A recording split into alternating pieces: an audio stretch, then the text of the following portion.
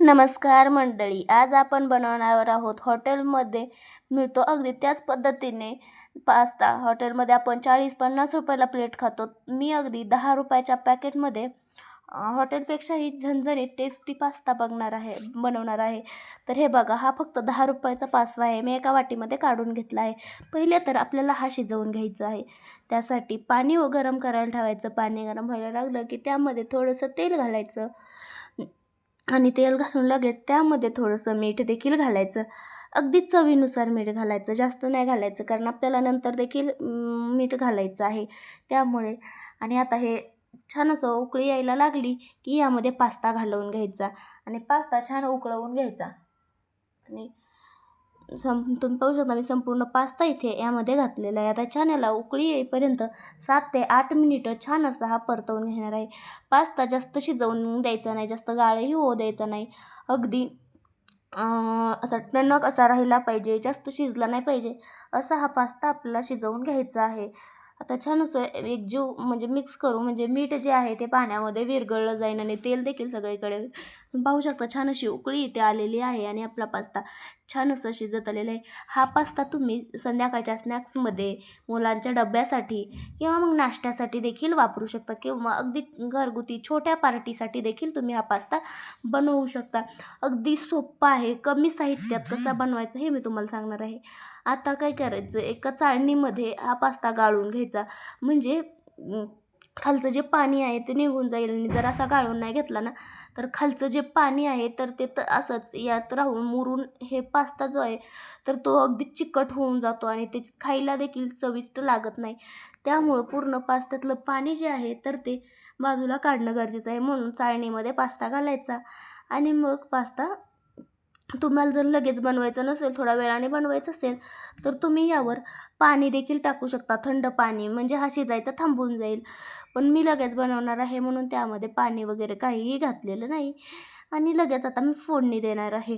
तर दुसरी कढई घेतली मी, त्यामध्ये तेल घातलं. तेल छान हे केलं, जास्तही कडकडीत गरम नाही केलं, कारण नॉर्मलच गरम केलं. आणि लगेच त्यामध्ये लसूण घातला, कारण इथे ना मला लसणाची फोडणी द्यायची होती.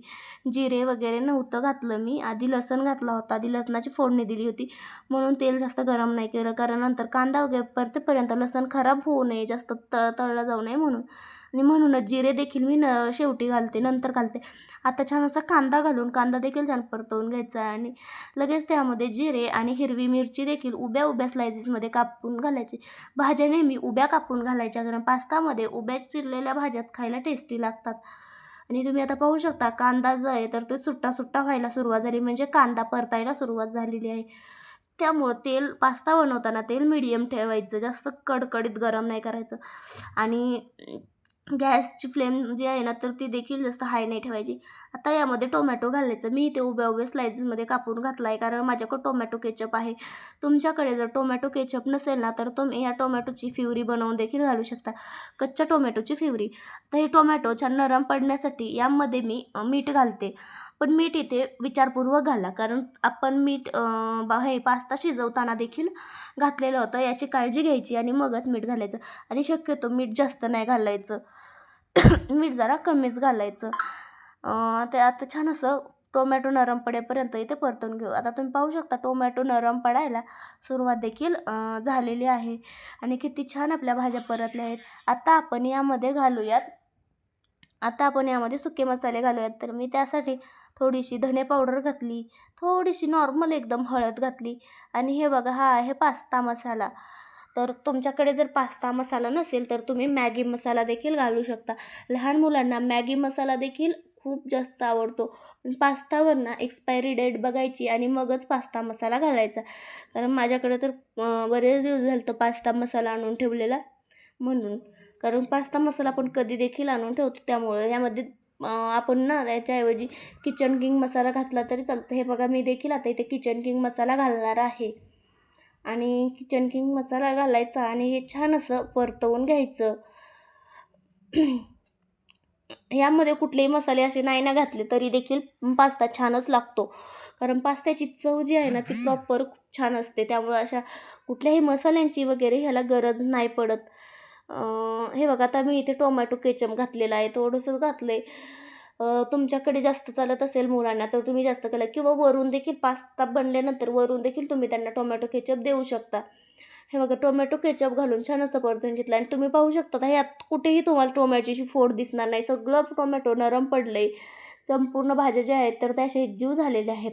मग आता हे असं मिश्रण दिसलं की लगेच यामध्ये आपण शिजवलेला पास्ता जो आहे तर तो घालून घ्यायचा आणि छान असा पास्ता परतवून घ्यायचा आहे. छान एकजीव करून घ्यायचा आहे या वाटणामध्ये, या मसाल्यामध्ये. म्हणजे पास्ताची चव जी आहे तर ती अप्रतिम लागते. पण आपण पहिलेच पास्ता जो आहे तर तो फक्त पाण्यात उकळून न घेता तेल मीठ टाकून उकळवून घेतला आहे. त्यामुळे आपला पास्ता छानच लागणार. चवीला देखील अप्रतिम असा हा पास्ता आहे. तुमच्या घरात आवडतो का हा पास्ता? नक्की सांगा मला. आमच्याकडे लहानांपासून मोठ्यांपर्यंत सगळ्यांना आवडणारा हा पास्ता आहे. कधीही आपण बनवू शकतो.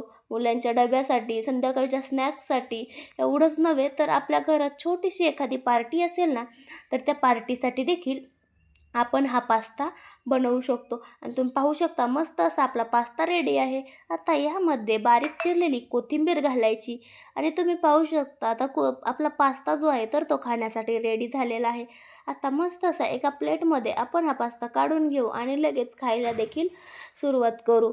तर कशी वाटली तुम्हाला आजची ही झणझणीत, चमचमीत आणि अगदी कमी वेळात होणारी फास्ट फूड रेसिपी म्हणजे पास्ता रेसिपी कशी वाटली तुम्हाला? नक्की कमेंट करून सांगायला विसरू नका. अशा चमचमीत, झणझणीत, हेल्दी रेसिपीज आणि अगदी कमी वेळात होणाऱ्या रेसिपीज जर तुम्हाला पाहायला आवडत असतील तर आपल्या क्रांतीज ब्लॉग चॅनलला सबस्क्राईब करायला विसरू नका. चला बाय बाय, भेटू उद्या.